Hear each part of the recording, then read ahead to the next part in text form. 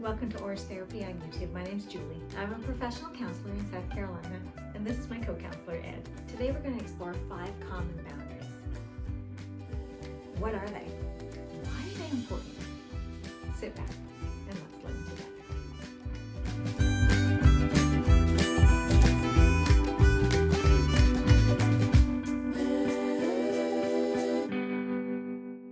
So what is a boundary? A boundary, defined by the Google search, is a line that marks the limits between one area and the next, between one behavior and the next. It really is the delineation between this is contained and that is outside of. This is where it begins, this is where it ends. A boundary defined in other ways could be, I happen to paint.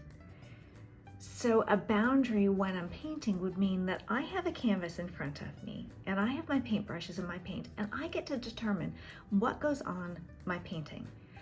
I select the colors and I put them on the canvas in a specific order to create a certain image.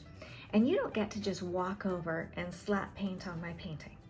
And I don't get to take my paintbrush and paint on your painting. Right? The boundary is I need to paint on my painting, even if we're in the same room together. Even if we have a goal of creating paintings to go in a house together, we still are responsible for our own images. Another way to put it, and I've heard it said, let's say you're into sports. I happen to love hockey, but let's talk football for a second. If we didn't have rules in football, it would be mayhem out on the football field, right? If football wasn't confined to the field, if there weren't boundaries, the game has to be confined in the field, it would be terrifying to be there at a football game because you might be at risk of being tackled. Heck, if it wasn't confined to the stadium, you'd be at risk of being tackled when you're just walking down the street. Boundaries keep us safe and keep other people safe, and allow people to understand the rules within the sphere that they are taking place. We set boundaries in line with our own personal values, beliefs. They come from our personalities, our experiences, our culture, our religious values and beliefs. And we'll set boundaries in line with those things. We also set boundaries in line with the family systems in which we were raised. And some of those family systems aren't necessarily healthy. They may be a more codependent style of relationship, where in codependence, I take on responsibilities that aren't mine to take on and alleviate you of responsibilities that are yours to look after. And it creates problems in relationships because the boundaries are blurred. The family's enmeshed. People are picking up loads that aren't theirs to carry for other people. If you want to read a great book on boundaries, I highly recommend Dr. Henry Cloud and John Townsend's book, Boundaries, When to Say Yes and When to Say No to Get Control of Your Life. Some people understand, and they feel that in order to receive love and affection, in order to be okay, that they need to give up their boundaries, and they don't have a healthy separation between themselves and somebody else. We see this in the enmeshed and codependent family systems, that in order to receive the love and affection and acceptance that I need to do what you want me to do, regardless of the fact that I don't feel like doing it, and it's against my own beliefs and convictions and values. Over the long run, it's problematic when people do this.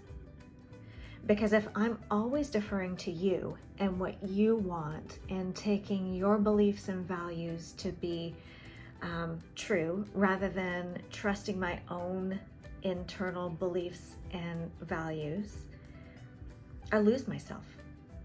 I am lost. I don't know what to do if somebody isn't telling me what to do or what to think or what to be or how to behave or how to engage.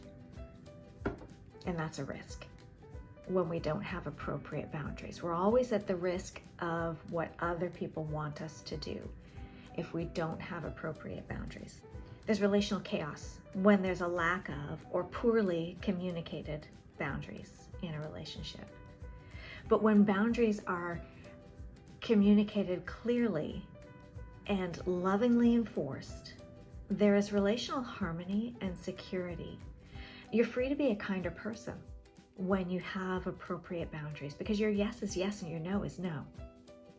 If in a system I am saying yes when I really want to say no, I end up doing something out of obligation and I carry resentment with me.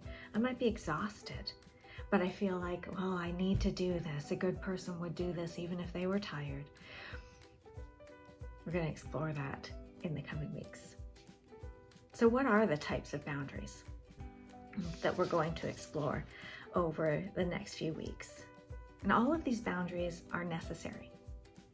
The first boundary that I'm going to discuss is a physical boundary.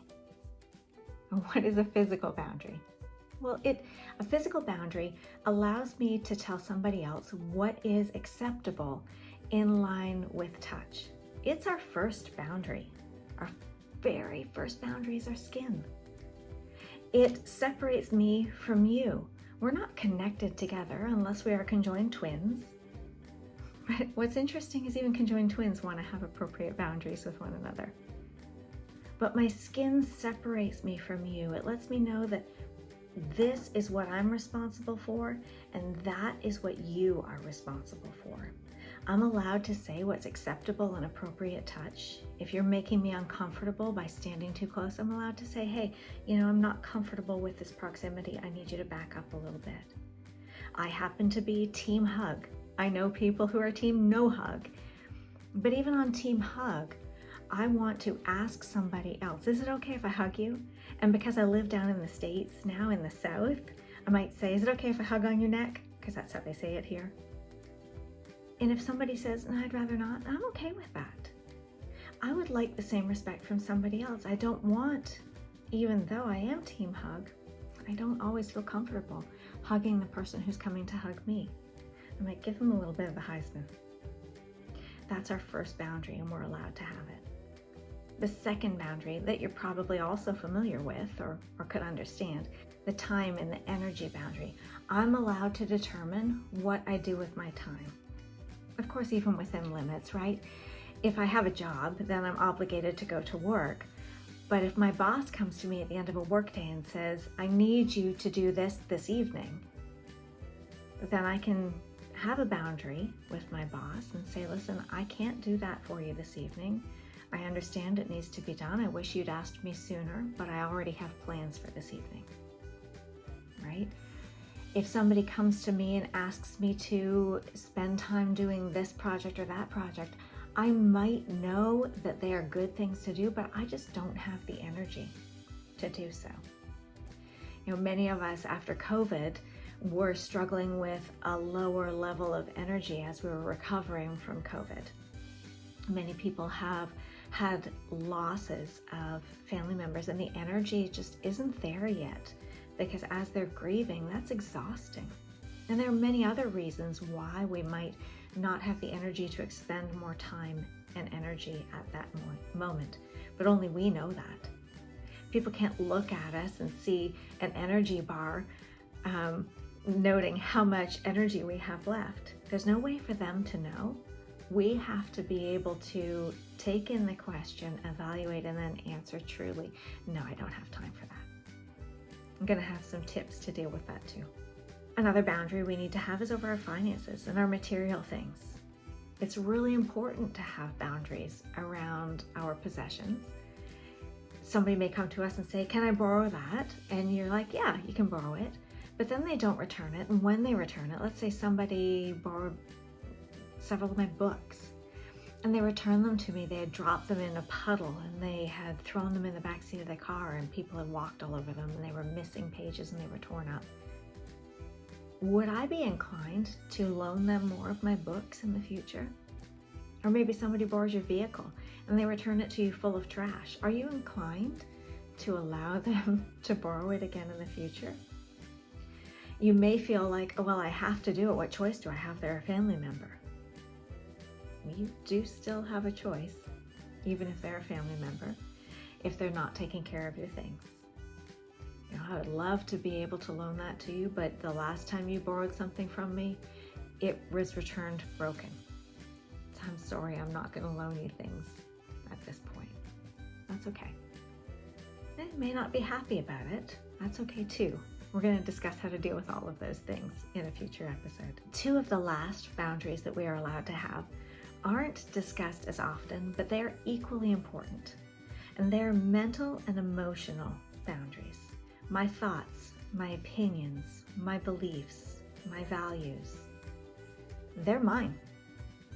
And you have yours. If I tell you a thought or an opinion, you're not allowed to tell me that's not my thought or opinion. It is my thought or opinion. You can tell me what yours is and we can discuss them together because they may be very different. And that's okay, we're different people. I'm allowed to have boundaries around those things. Around my emotions, I'm allowed to have boundaries. I'm allowed to say, that hurt my feelings. People often say back to that, well, you know, I didn't mean to hurt your feelings. You should be fine. I didn't mean to. I meant the best by it. Well, but my feelings were hurt. And I'm allowed to feel bad about that. What I do with that, I need to say, but you don't get to dismiss or reject my feelings because they're mine. I also don't get to dump on you all of my feelings and have you carry them for me. That's an inappropriate way. It's a boundary violation to dump everything on somebody else.